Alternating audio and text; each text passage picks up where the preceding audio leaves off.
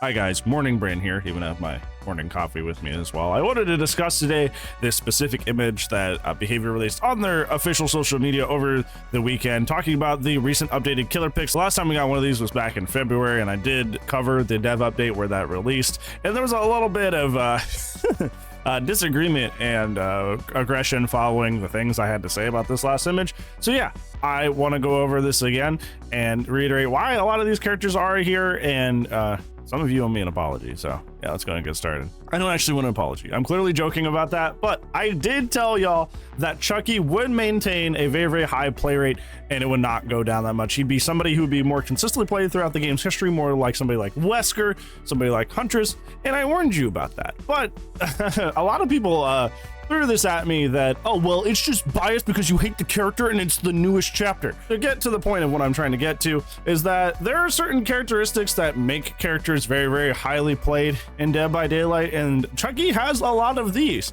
And that's why he maintains his play rate. Is not only is he a very, very popular IP, but his play style and the way that the character plays lends itself to being similar to a lot of characters on this list. I think Chucky falls into this zone a lot of characters fall into, like Huntress, like Wesker, and to some extent Wraith, where they're easy to pick up, easy to play, but there's a higher skill ceiling to climb there. Obviously, probably the lowest of these skill ceilings is definitely Wraith. Wraith is, you know, he's all right. He's pretty okay, but his skill ceiling is very firm, especially against good teams. But Huntress has been kind of like the archetype of this for a very, very long time. I'm sure if you've noticed any sort of historical analysis of old DBD characters and the most high spec rates among killers in the past, is that Huntress has historically been one of the most played characters in the game. And the reason that is because Huntress is easy to pick up, but very, very hard to master. You can pick up Huntress and just, you know, zone people and win a lot of your chases. You can only throw hatchets when it's super safe and convenient to do so. But if you want to get the most out of the character, you have to actually chuck hatchets at like long range, you don't have to do crossbows, but they do help you. But you got to be going for those more long-range difficult shots as the TLDR. This is why she's one of the most consistently most played characters in the game, is because while you can pick her up and you can, you know, probably pump stomp a fair bit with her initially, the higher you go up in MMR, the harder she's going to get, and the more you're going to need to do stuff like long-range hatchets and difficult to pull off flicks and stuff like that in order to keep playing her. Riding that skill curve is super gratifying and super awesome. So she's traditionally one of Dead by Daylight's most played killers. And that's why Wesker also ended up in this zone, because Wesker is another character like that. Well, you can just kind of play Wesker and use the killer instinct to tunnel people off of the infect and just call it a day, and only use the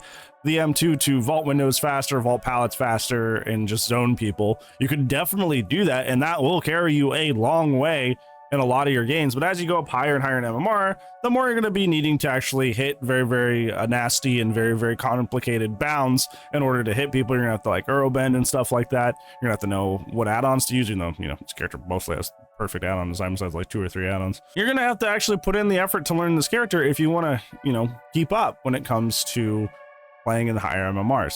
So that leads me back to Chucky, who is very, very similar in this aspect, is that, yeah, he literally has a button where you can just hit spacebar and slide under a pallet and win most loops in the game for free. But there are a lot of scenarios where Scamper does not do it. If there's a map with tons and tons and tons of pallets and you just hit spacebar under the pallet, they're just going to reach the other pallet. Obviously, if you do the dash, Scamper dash, then you're going to be fine. But a lot of people like, and this is we're segueing into the next part, is like there is going to be aspects where you're going to have to either use the dash into the Scamper, or you're going to have to learn to use the slice and dice in order to get the most out of this character. So that, on top of him, like Wesker, being an incredibly popular IP, is going to lead to him being among these, you know, other two very highly regarded killers that have been played historically very, very highly in Dead by Daylight, because, hey, I would say more than the 3 of these characters combined, Spacebar Scamper is probably the strongest easy to win ability that exists in the game. Like it's really, really good. Even Legion, that's also on here for a similar reason, that I just dash and I injure. I dash, I injure, and it's a bunch of free injuries. He can't down people unless the people are grouped up, but Chucky can. Chucky can just spacebar and down someone, which is really, really strong, really, really good. But even he has to use slice and dice in a lot of scenarios where, you know, there's a lot of a high conglomeration of pallets in one area, and you can't necessarily just spacebar all of them. So like Wesker, like Huntress, you're going to hit this point where you kind of do need to start learning the slice and dice to get better.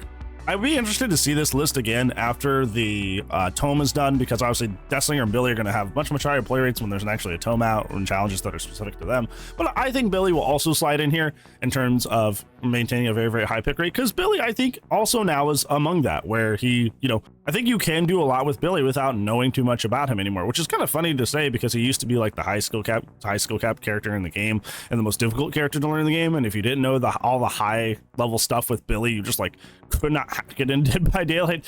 But you know, you're still going to end up in situations where everybody's like pre-dropping and you don't have low pro, and then you're going to need the stuff like, you know, curving, you know, and all the different kinds of curves that come with that, like S curving, 360ing, stuff like that.